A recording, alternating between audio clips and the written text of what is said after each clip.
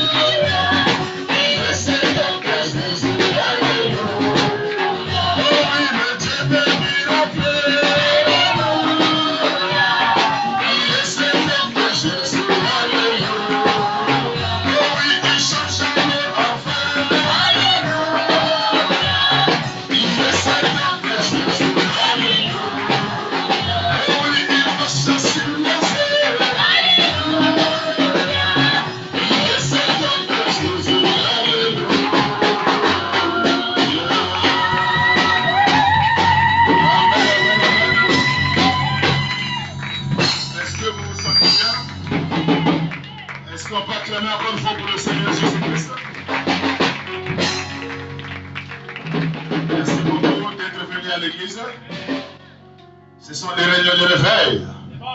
Et j'ai reçu l'invitation du pasteur Frise, qui est mon frère dans le ministère. Amen. Est-ce qu'on peut acclamer fort pour lui? Alléluia. C'est un grand homme de Dieu. Et il prêche la parole sans compromis. Vraiment, vous devez beaucoup l'aimer, vous devez le soutenir. Est-ce que vous m'encouragez par les amens? Et je suis votre frère Brice Maouma, ministre de l'Évangile, fils du pasteur Séraphin Mosemo. Je l'ai croisé le 28 juillet 2002 dans la ville de Mwanda. Je n'avais jamais été membre d'une église. La première fois que je croise la parole, c'est le message. Amen. Alors pendant que j'étais païen, vous pouvez vous asseoir un instant. Pendant que j'étais petit païen, vautrant dans la boue du péché, un ami me parle du message. Il ne m'avait même pas prêché. Il m'a dit, là où je prie, il y a un service de baptême qui va se faire. Alors pendant que j'étais païen, il y avait une petite écriture que je lisais trop dans la Bible. Si quelqu'un n'est né d'eau et d'esprit, ne peut rentrer au ciel. Donc cette écriture bouillonnait mon cœur. Si quelqu'un ne se fait baptiser ni d'eau ni d'esprit, la personne ne rentrera jamais au ciel. Alors lui me dit, là où je prie, il y a un service de baptême. J'ai dit, mon frère, tu as fait le catéchisme. Il dit, là-bas, on n'a pas question de faire le catéchisme. Tu crois à la parole, tu es baptisé. Il n'y a pas de catéchisme à faire. Ce sont des formules dénominationnelles. Mais la Bible dit, celui qui croira qu'il sera baptisé sera sauvé. Alors, qu'est-ce qu'il faut? Il dit juste une tenue de rechange, et tu te fais baptiser et puis finir. Alors, voilà comment je me retrouve dans l'église du message. Je rentre, c'est le pasteur Séraphin qui prêche. Il a tellement prêché. Et avant de nous amener aux eaux de baptême, il dit, si quelqu'un a une question, qu'il vienne me voir au bureau. Alors, je suis allé poser des questions. Et il m'a répondu selon les questions. Et il m'a mené dans les eaux de baptême. C'était le 28 juillet 2002 à Mwanda. Aujourd'hui, il m'a conduit jusqu'aujourd'hui. Baptisé, marié, diacre, ministre, ordonné au ministère. Oh, est-ce que ce n'est pas une bonne chose d'avoir un père comme lui? Est-ce qu'on peut encore acclamer pour notre pasteur? Alléluia. Et ici, je suis dans la continuité du même ministère. Je ne suis pas venu ailleurs. Je suis dans la même lignée. C'est la lignée de Baruti Kassamoleona. Et c'est la lignée qui croit à la colonne de feu. C'est la lignée qui croit à l'ange de l'Éternel. Le Dieu qui guérit les malades. Alléluia. Alors j'ai été invité ici pour venir honorer mon frère, pasteur Frise. Amen. Je crois que c'est le début de la communion qui commence. Il a commencé avant moi. Moi j'étais encore diacre ministre chez le pasteur. Mais lui il était déjà pasteur ici. Amen. Donc c'est mon ancien dans le ministère. Alléluia. Je viens de commencer au 12, à peine 6 mois. Et Dieu est en train de travailler beaucoup. Est-ce qu'il y a quelqu'un qui veut donner la main? La colonne de feu s'est fait photographier, les malades sont guéris. Nous sommes au nombre de 90 mélangés avec les enfants. À l'intervalle de 5 mois, je crois que c'est la main de Dieu. Amen. Et je crois que la Bible déclare, partout où vous foulerez les plantes de votre pied, je vous les donne. Et comme je foulais mes plantes de pied ici, je veux que cette église puisse prospérer aussi de l'avant. Je veux qu'il y ait une grande attraction dans cette attention. Et la parole qui sera prêchée puisse toucher les gens. Oh, est-ce qu'il y a quelqu'un qui me donne la main? Partout où vous allez mettre les plantes de votre pied, Dieu vous les donne. Je veux que cette chair soit bénie. Je veux que cette église soit bénie. Je veux que cette église puisse aller de l'avant. Alléluia. Alors, on m'a donné un titre compliqué. Le thème qui est cet homme de Jésus et le sujet qui devons nous adorer. Alors, c'est très profond. Et je ne sais pas en combien de temps je vais prêcher les 2 titres. Ça, tu peux faire 1 mois à la chair. Amen. C'est le mot qui est cet homme de Jésus, c'est toute la Bible. C'est de la Genèse jusqu'à l'Apocalypse. Et quand tu arrives, qui devons nous adorer? Ça, c'est encore un mystère. C'est aussi la Bible tout entière. Alléluia.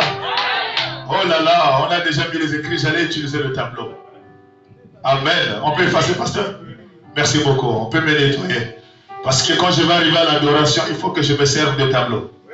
C'est très important. Amen. Alors, mettons-nous debout pendant que nous allons lire la Bible. Nous allons lire la parole de Dieu. Dans Acte 13, on nous a dit qui est cet homme de Jésus. Alors, dans la Bible, il y a beaucoup de Jésus. Amen. Alors, il s'agit de quel Jésus? Je vais d'abord lire le premier Jésus de la Bible. Acte 13, verset 4. La Bible dit, Barnabas et Saul, envoyés par le Saint-Esprit, descendirent à Séleucie. Et de là, ils s'embarquèrent pour l'île de Chypre. Arrivés à Salamine, ils annoncèrent la parole de Dieu. Et dans les synagogues des Juifs, ils annonçaient la parole de Dieu dans les synagogues des Juifs. Et ils avaient Jean pour aide. Et ayant ensuite traversé toute l'île jusqu'à Paphos, il trouvait un certain magicien, faux prophète juif, nommé Bar Jésus. Amen. Nommé qui? Bar Jésus. C'est aussi un Jésus. Amen. Mais nous ici, nous ne sommes pas rassemblés autour de ce Bar Jésus. Nous avons encore un autre Jésus. Il se trouve dans Jean chapitre 18, verset 33. Jean 18, verset 33. Pilate entra dans le prétoire, appela Jésus, et lui dit, es-tu le roi des Juifs? Jésus répondit, est-ce de toi-même que tu le dis, que tu dis cela, ou d'autres te l'ont dit de moi? Pilate répondit, moi, suis-je juif? Ta nation et les principaux sacrificateurs t'ont livré à moi. Qu'as-tu fait? Jésus répondit, mon royaume n'est pas de ce monde. Répondit Jésus, si mon royaume était de ce monde, mes serviteurs auraient combattu pour moi, afin que je ne puisse pas livrer aux Juifs. Mais maintenant mon royaume n'est pas d'ici-bas. Pilate lui dit, tu es donc roi? Jésus répondit, tu le dis. Je suis roi. Je suis né. Et je suis venu dans le monde pour rendre témoignage à la vérité. Et quiconque est de la vérité, écoute ma voix. Est-ce qu'il y a quelqu'un qui me donne encore un amen? Voilà le Jésus que nous adorons. Je suis roi. Je suis né. Je suis venu dans le monde pour rendre témoignage à la vérité. Et quiconque est de la vérité, écoute ma voix. Pilate lui dit, qu'est-ce que la vérité? Après avoir dit cela, il sortit de nouveau pour aller vers les Juifs. Il leur dit, je ne trouve aucun crime en lui. Voilà notre Jésus. Dieu Tout-Puissant, notre Père Céleste. Toi, la grande colonne de feu, toi le Saint-Esprit, le Dieu qui n'a pas d'échec. C'est toi que nous adorons maintenant. Tu nous as dit, invoquez-moi et je vous répondrai, Seigneur. Nous t'invoquons, descends et interprète la parole qui a été lue, Seigneur. Voici des enfants qui ont répondu présent au Dieu Tout-Puissant à cette invitation. Ils ne sont pas venus voir un homme, Seigneur, mais ils sont venus voir celui qui les a créés, celui qui s'appelle Jésus. Pas le Jésus bas, le Jésus qui est mort à la croix du Calvaire, le Jésus qui a payé le prix du rachat pour nos pardons et pour nos iniquités. C'est toi que nous invoquons en ces lieux, mon Jésus. Descends, ô Dieu, délivre le cœur attaché par le diable, Seigneur, et que la parole soit prêchée, et que les malades soient guéris, et que les problèmes des gens puissent trouver la solution. Dans le nom tout-puissant du Seigneur Jésus-Christ, notre Dieu, bénis cette assemblée, bénis le pasteur de cette église, bénis les diacres, bénis tous ceux qui travaillent avec lui, toutes les brebis de cette église, mon Dieu, que chacun soit béni, que chacun puisse recevoir de toi selon le désir de son cœur. Reçois les honneurs et la gloire, soit l'alpha et l'oméga, au nom de Jésus-Christ. Amen. Amen, amen. Vous pouvez vous asseoir, merci beaucoup. Alors, nous sommes en train de parler maintenant sur ce petit sujet subdivisé en deux parties. Il y a d'abord qui est cet homme de Jésus et qui devons-nous adorer dans cet âge. Amen, amen. Alors, pour répondre d'abord à la première question, qui est cet homme de Jésus, mon frère? La réponse se trouve dans Jean chapitre 18, verset 37. Pilate lui dit, tu es donc roi. Jésus répondit, tu le dis. Amen. Donc le Dieu que nous adorons, qui s'appelle Jésus, il est le roi du ciel. Il est le roi de la terre. Il est le puissant conquérant. En dehors de lui, mon frère, il n'y a pas un autre Dieu. C'est le seul qui mérite l'adoration. Il dit, je suis roi. Ou est-ce qu'il y a quelqu'un qui m'appelle par les, qui m'encourage par les amens? En d'autres termes, celui qui était le roi, il était le Père de l'autre côté de l'éternité. Et il dit, je suis né. En d'autres termes, celui qui était Dieu, il s'est fait chair dans la personne de Jésus. Oh, est-ce qu'il y a quelqu'un qui me donne un amen? Celui qui est le roi, il dit lui-même en face de Pilate, je suis roi. Je suis né. Alléluia. Il était Dieu au ciel, mais il s'est fait chair dans la personne de Jésus. Et je suis venu dans le monde pour rendre témoignage à la vérité. Et quiconque est de la vérité, écoute ma voix. Alléluia. Qui est cet homme de Jésus? Dieu. Celui qui était Dieu au ciel. Dans l'Ancien Testament, il était invisible. Est-ce qu'il y a quelqu'un qui me donne un amen? Il avait créé les premières personnes qui s'appelaient Adam et Ève. Et Adam et Ève étaient dans le jardin d'Éden. La Bible dit ils étaient nus, mais ils ne le savaient pas. Est-ce qu'il y a quelqu'un qui me donne des amens? Nous, en ces temps de la fin, nous avons reçu un prophète. Il s'appelle William Marion Branham. Branham, on ne l'adore jamais. Il ne sera jamais notre Dieu.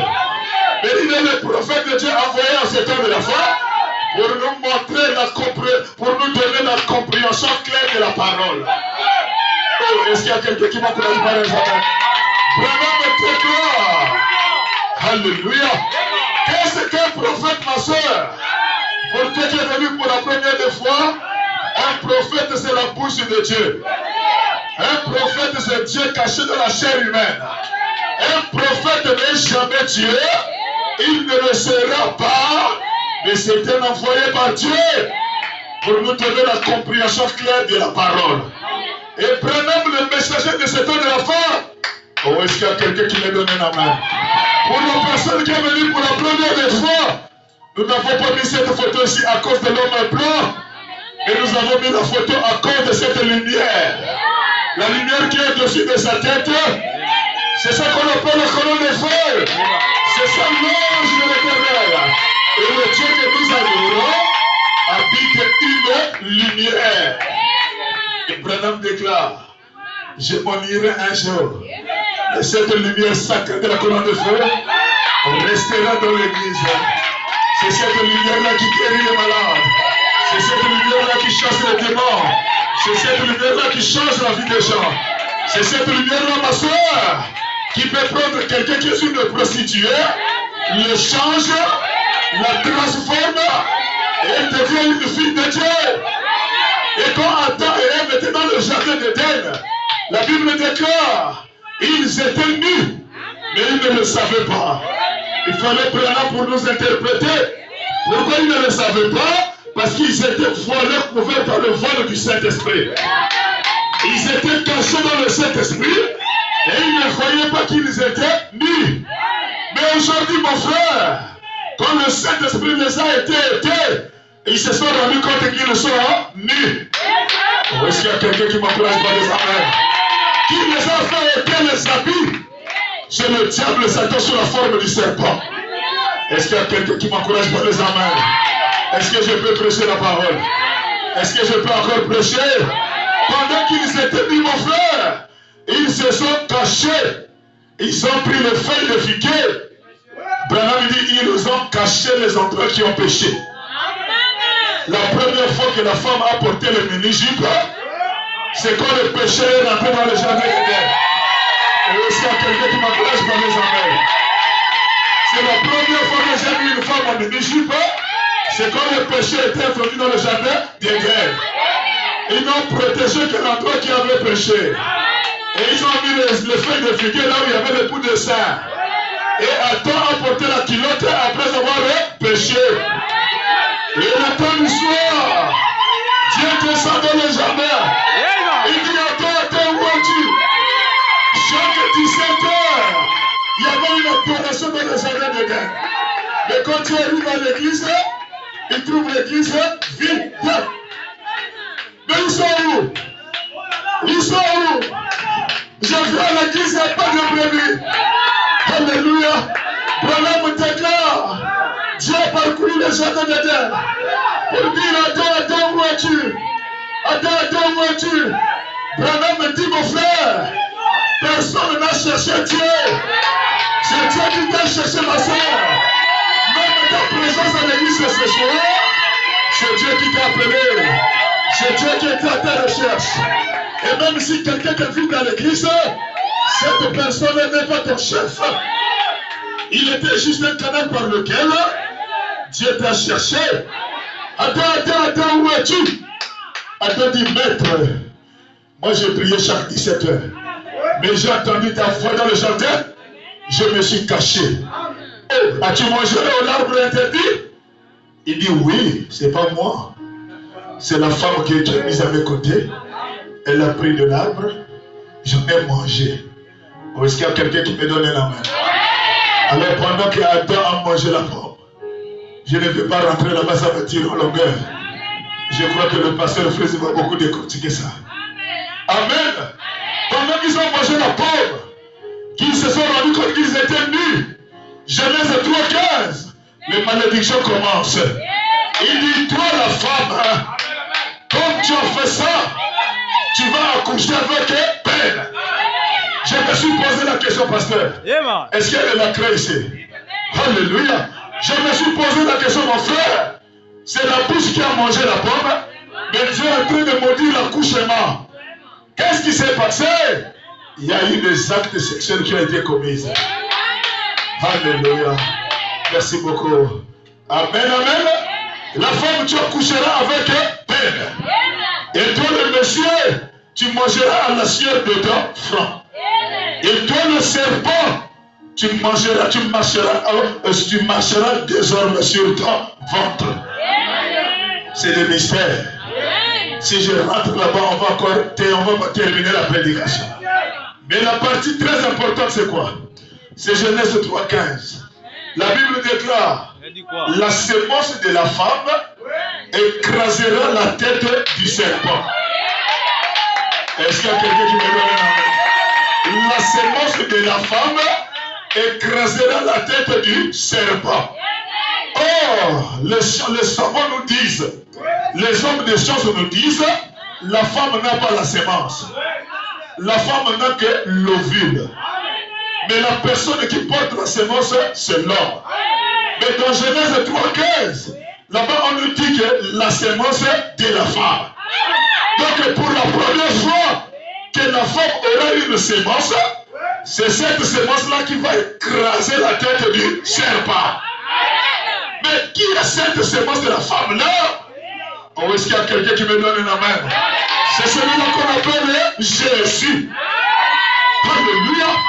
Il est venu au monde, ma soeur, sans passer par des rapports sexuels. Alléluia. La semence de la femme écrasera la tête du serpent. Depuis Genèse 3:15, ma soeur. Alléluia. Oh, est-ce que je peux encore écrire au tableau? Genèse 3:15, mon frère. Dieu était en train de chercher cette femme-là qui va porter la semence de la femme, qui va écraser la tête. Jésus a parcouru le monde entier. Il vient voir Sarah. Oh, Sarah, la femme d'Abraham. Est-ce que par toi, cette femme peut l'être? Branham me regarde. Il nous dit que Sarah était une femme qui doutait à la promesse. Alors la promesse de Genèse 3:15 a survolé mon frère. Sans train de voyager pour chercher cette femme-là qui va porter le bébé sans passer par un homme. La semence est venue chez Agar. Mais Agar est une femme étrangère. La semence a chevauché. Et la semence arrive à Libreville. Il trouve une jeune fille. Branham déclare. Elle était vierge à l'âge de 18 ans. Elle s'appelait Marie. Oh, est-ce que Branham me dit, est-ce qu'on peut encore trouver les filles vierges? À l'âge de 18 ans, elles ont perdu la virginité. Oh, est-ce qu'il y a quelqu'un qui m'encourage pour les amens? Mais Marie, mon frère, elle habitait la ville de Jérusalem. Plus précisément à Nazareth. Branham dit, c'était la ville la plus maudite au monde. La ville la plus peuplée. Il y avait des braqueurs à Nazareth. Il y avait des courmondiers à Nazareth. Il y avait des mariés partout qui draguaient les filles avec le morceau de pain. Oh, est-ce qu'il y a quelqu'un qui me donne la main? Il y avait des hommes bien habillés qui avaient le TX partout, avec le téléphone plein de succès. Mais ils ont proposé le téléphone à Marie. Marie a dit, je ne vendrai pas mon héritage. Je dois conserver la virginité. Est-ce qu'il y a quelqu'un qui me donne la main? Un jour, Marie arrive à l'église, le pasteur prend l'écriture. Il lit Ésaïe 9:5. Il lui vient se concevra. Un enfant nous est né. Alléluia. Branham dit quand l'écriture a touché le cœur de Marie, Marie dit je dois conserver la virginité pour que cet enfant de Genèse 3:15 puisse naître dans ma chair. Ou est-ce qu'il y a quelqu'un qui me donne un amen? Mon frère, si Marie n'avait pas préservé la victoire, on n'allait pas parler de cette église ici. Si vous êtes là en train de dire amen, il faut glorifier la foi de Marie. C'était une jeune fille vierge. L'espoir de Genèse 3:15 est tombé sur un enfant de 18 ans. Marie a préservé la virginité. Marie a préservé la vie. Et moi, je t'encourage ce soir, ma soeur. Ne livre pas ton corps. Tu n'as pas été fait, ma soeur, pour que n'importe qui grimpe ton arbre. Tu as été fait pour être sacré. Est-ce qu'il y a quelqu'un qui me donne la main? Alléluia. Le corps de la femme a été créé pour un seul homme. Alléluia. Pas pour que tout le monde te voie facilement. C'est un péché horrible. Alléluia. Il y a des prédicateurs mal intentionnés, n'ont pas le Saint-Esprit, et ils couchent avec les brebis de l'église. Et ils prennent le sang de l'église. Voilà pourquoi il n'y a pas l'onction. Voilà pourquoi il n'y a pas le réveil. Mais le vrai prédicateur ne draguera jamais le brebis de son église.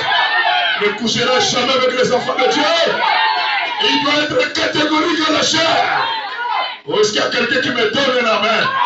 Mon frère Marie, une petite vierge dans la ville de Nazareth, l'espoir de Siméon, c'est Marie. Dieu dit à Siméon, tu ne mourras pas sans voir le Fils de Dieu venir sur la terre. Donc si Marie n'avait pas persévéré, Siméon allait mourir peut-être vieux jusqu'à 150 ans. Alors est-ce qu'il y a quelqu'un qui me donne un amen? Les mages qui ont vu le toit dans l'Orient, leur espoir était sur Marie. Pour le salut de l'épouse aujourd'hui, il fallait Marie, ma soeur. Alors une petite vierge avec la cruche sur la tête, elle a été repartie pour puiser de l'eau. Elle croise un ange. Quelqu'un qui n'a jamais vu l'ange. L'ange dit, je te salue Marie. Toi en qui une grâce a été faite. Tu deviendras enceinte. Tu enfanteras un fils. On l'appellera Jésus. Comme l'écriture était déjà dans sa pensée, elle croyait déjà de conserver la virginité pour accomplir Ésaïe 9:5. Marie n'a pas raisonné. Marie a seulement posé la question, comment est-ce que cela me sera-t-il possible? Le Saint-Esprit viendra sur toi, te couvrira de son ombre et tu deviendras enceinte. Mon frère, voilà ce qui nous a donné la force aujourd'hui. Dès que Marie a dit amen à ça, l'étoile apparaît au ciel. Les mages ont vu l'étoile depuis l'Orient. Alléluia. Il fallait quelqu'un pour croire la parole pour que les autres soient sauvés. Et si toi tu crois la parole ce soir, ta famille sera sauvée. Ta famille sera délivrée. C'est même toi, Marie, de ta famille. C'est même toi, Joseph, de ta famille. Quand Marie a crié la parole, l'étoile apparaît au ciel. Alléluia. Élisabeth, qui ne mettait pas au monde, a conçu un enfant. 6 mois dans le ventre, l'enfant ne bouge pas. Mais dès que Marie est rentrée en contact d'Élisabeth, le bébé qui était dans le ventre, le bébé a retrouvé la vie. Donc la foi de Marie, ma soeur, était l'espérance d'Élisabeth. C'était l'espérance de Siméon dans le temple. Dès que Marie arrive au temple avec le bébé Jésus, Siméon voit l'enfant et dit, oh Jésus, mais j'ai envie de ton salut. Laisse-moi maintenant aller en paix. Qui a causé toutes ces choses-là? Marie. Si Marie n'avait pas cru à la promesse, Jésus n'allait pas mourir à la croix de Calvaire. Siméon n'allait pas recevoir la récompense. On ne devrait pas parler des mages qui se sont déplacés pendant 2 ans pour venir jusqu'en Orient. Amen, mon frère. Alors cet homme de Jésus, il est le roi. Il est la vérité. Il est l'espoir de Siméon. Il est celui qui a été promis dans Genèse 3:15. La sémence de la femme écrasera la tête du serpent. C'est le Seigneur Jésus-Christ. C'est lui le bélier d'Abel. Oh, est-ce qu'il y a quelqu'un qui me donne un amen? C'est lui les yeux de Bartimée. C'est le Seigneur Jésus. C'est lui l'arche de l'alliance. C'est le Seigneur Jésus. C'est lui l'arche de Noé. C'est le Seigneur Jésus.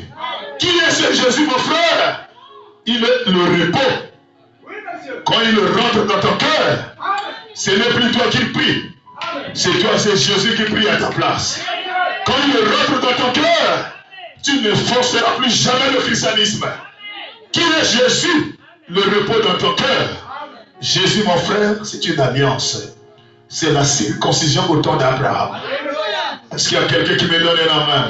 C'est le fil rouge au temps d'Arabe, l'Arabe la prostituée. Rahab la prostituée a reçu deux messagers. Et les messagers sont rentrés dans sa maison.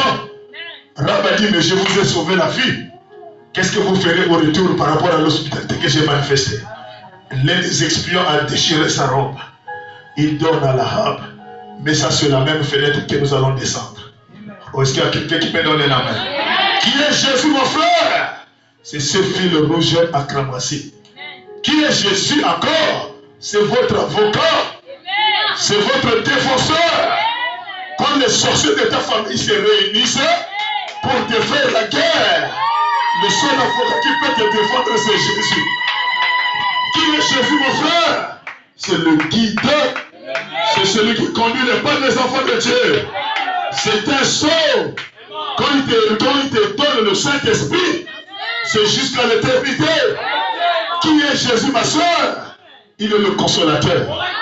Pendant qu'il y a le trouble partout dans ta famille, cette douce petite voix rentre dans le cœur. Il devient le consolateur. C'est la promesse bénie de Dieu. C'est l'esprit de la création. C'est le visa pour aller au ciel. Jésus, c'est le Saint-Esprit. Jésus, c'est Dieu dans le cœur humain. Oh, est-ce qu'il y a quelqu'un qui me donne la main? Jésus, c'est la puissance d'en haut. C'est celui-là qui chasse les démons. C'est celui-là qui change la vie. Elle a croisé une femme prostituée, appelée Marie de Magdala. La vie a changé à l'instant T. Elle a croisé la femme qu'on appelait la femme samaritaine. La vie a changé à l'instant T. Et Branham déclare, tu ne peux pas rentrer en contact de Jésus et rester la même personne. La vie doit changer. Oh, est-ce qu'il y a quelqu'un qui me donne la main? Qui est Jésus, mon frère? C'est notre assurance. C'est notre assurance. Quand il te donne le Saint-Esprit, il devient ton assurance. Il ne peut plus jamais te perdre. Il ne peut plus jamais t'abandonner. Qui est Jésus? C'est la promesse d'en haut. Alléluia. Ne soyons pas comme les dénominations. Jésus les a dit, pourquoi m'appelez-vous Seigneur, Seigneur, et ne faites-vous pas ce que je vous dis de faire? Jésus pour nous, mon frère, c'est notre assurance bénie. C'est Dieu dans la chair humaine. Est-ce qu'il y a quelqu'un qui me donne la main? En dehors de lui, il n'y a pas un autre Dieu. Il était l'espoir d'Abraham. Abraham était assis à l'entrée de sa tente. 25 ans de stérilité. Toutes les prières ont été offertes à Dieu. Il n'y avait pas la solution. Dans Genèse chapitre 18, il voit seulement 3 personnes qui arrivent. Et parmi les 3 personnes, il y avait celui qu'on appelle Elohim. Et Elohim, c'est Dieu de la chair humaine. C'était Jésus visitant Abraham. Et quand Jésus te visite dans le songe, que ce soit dans la vision, si c'est lui qui te parle, ce qu'il va te dire finira à s'accomplir. Est-ce qu'il y a quelqu'un qui me donne la main? Nous connaissons maintenant qui est cet homme de Jésus. Branham me déclare, Jésus nous a pas sauvés à la croix du calvaire. Jésus nous a sauvés à Gethsemane, mon frère. C'est à Gethsemane où tout le plan de la rédemption avait terminé. Jésus a pris tous ses disciples, tous les disciples, les amène dans un jardin appelé Gethsemane.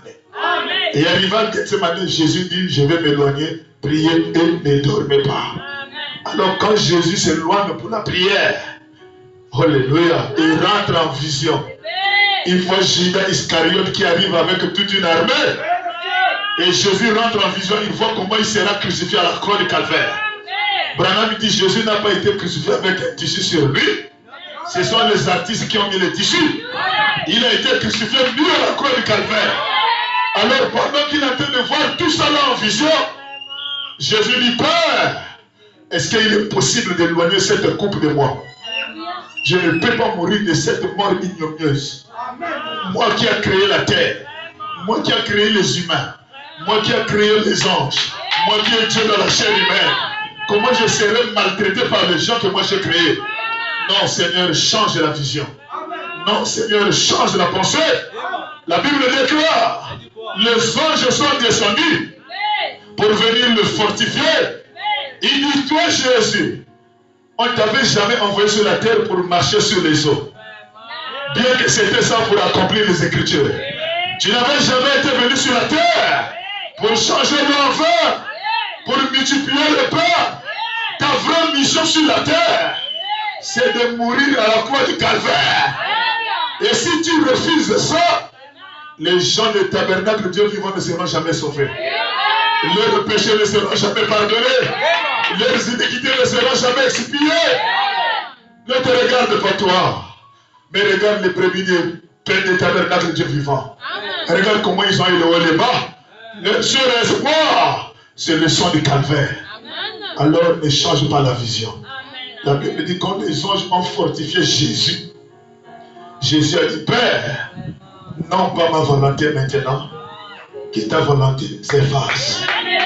Branham me dit c'était la plus grande décision qu'un homme mortel n'a jamais prise sur la terre. Et quand Jésus a dit que ta volonté soit faite, la Bible dit la sueur qui coulait sur lui a été transformée en écume de sang.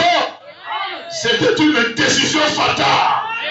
Branham dit quand il partait à la croix du calvaire, c'était pour aller accomplir seulement les formalités de la décision de Gethsemane. Oh, est-ce qu'il y a quelqu'un qui me donne un amen? Si Jésus ne prenait pas la décision à Gethsemane, il n'y aura jamais le salut ce soir. Alléluia. Qui est cet homme de Jésus? Celui qui a payé le prix du rachat. Celui qui a pardonné tes péchés. Celui qui a pardonné tes iniquités. Le péché présent, il a mis dans l'eau. Le péché à venir, il a mis dans l'eau. Le péché que tu n'as pas encore commis, il a mis dans l'eau. Le péché du passé, il a placé dans les eaux. Qui peut te condamner ce soir? Personne ne peut te condamner. Mais quand Dieu prêche, il touche ton cœur. Il veut seulement t'amener à se repentir. Pour que tu mettes ta vie en ordre. Et pas pour qu'il t'envoie en enfer. Non! Le chemin de l'enfer a été déjà barré. Le sang est déjà versé. Branham déclare, si quelqu'un part en enfer, il a fait ça exprès. Oh, est-ce qu'il y a quelqu'un qui m'encourage? Si quelqu'un va en enfer, il a fait ça exprès lui-même. Il y a le fil rouge partout. Il y a le feu rouge partout. Il y a le feu rouge partout. Mais les gens dans cet âge, ils ont le courage de sauter le feu rouge. Le feu rouge te dit, quand tu es déjà marié, tu ne dois pas tromper ton mari. Mais il y a des gens qui ont le courage de sauter le feu rouge. Oh, est-ce qu'il y a quelqu'un qui me donne un amen? Le feu rouge te dit, quand le mari se déplace pour aller au chantier en voyage, tu restes seul dans ta maison, tu n'as pas le droit d'ouvrir la fenêtre pour que le paillet rentre. C'est un feu rouge. Le feu rouge te dit, quand tu n'es pas encore marié, inutile de prendre le savon pour faire la masturbation. Oh, est-ce qu'il y a quelqu'un qui m'encourage? Et moi je pense, il n'y a que des frères qui se masturbent. Il y a même les femmes qui sont spécialisées dans la masturbation. C'est un feu rouge. Jésus te dit, ne parle pas là-bas. Ce sont les voies qui conduisent en enfer. Les sœurs en Christ aujourd'hui, ils sont abonnés à TikTok. Et ce sont des spécialistes, mon frère. Avec la lumière qu'on les a créés qui est rend comme ça. Et elle colle son téléphone à côté. La sœur en Christ est en train de tourner. en train de danser. Et après, il commande, il n'y a pas les filles. Ce sont le feu de l'enfer. Ou est-ce qu'il y a quelqu'un qui me donne un amen? Le véritable enfant de Dieu, mais ne peut jamais s'exhiber sur l'internet. Est-ce qu'il y a quelqu'un qui me donne un amen? Est-ce que je peux encore vous m'encourager par les amens? Alléluia! Il y a des feux rouges partout. Branham déclare, quand tu crois la parole, tous les vieux photos où tu étais dans les bars avec la regard, dehors. Les mini-jupes qu'on soulève avec les criques, dehors. Alléluia! Branham déclare, c'est là où les gens n'aiment pas ce message. Le message là n'est pas venu pour tout le monde. Le message est venu pour le peuple sélectionné. Les gens qui ont été connus d'avance, depuis l'éternité. Et Jésus déclare, tout ce que le Père m'a donné, je ne perdrai aucun. Peu importe le haut et le bas, je ne serai jamais perdu. Ta place n'est pas en enfer. Est-ce qu'il y a quelqu'un qui me donne un amen? Branham déclare, si quelqu'un part en enfer, il a fait ça exprès. Comment toi, frère, tu n'es pas marié, tu vas aller voir le prostitué pour payer 1000 francs. Mais c'est sans le feu rouge. Ça va t'amener en enfer. Branham me dit, si tu pars en enfer, tu as fait ça exprès. Comment toi, ma soeur, tu es seul dans la chambre en train de suivre les séries pornographiques. Et ça va te créer le mari de nuit. C'est ça des feux rouges. Oh, est-ce qu'il y a quelqu'un qui me donne un amen? Parce que ce sont les réunions de réveil. Oui. Est-ce qu'il y a quelqu'un qui me donne un amen? Les réveils consistent à t'amener à la vraie adoration. Alléluia. Oh, est-ce qu'il y a quelqu'un qui me donne les amens? Mon frère, rentrons maintenant, qui devons-nous adorer? Voilà, c'est là où se trouvent les problèmes. Là, le diable a embrouillé beaucoup de gens. Il nous a donné la Bible. Il nous a donné les brochures. Il nous a donné les photos. Il nous a donné les chairs. Pensons adorer Dieu, mais on est loin de l'adoration. Est-ce qu'il y a quelqu'un qui me donne un amen? C'est là où se trouvent tous les problèmes. Les gens partent dans les assemblées.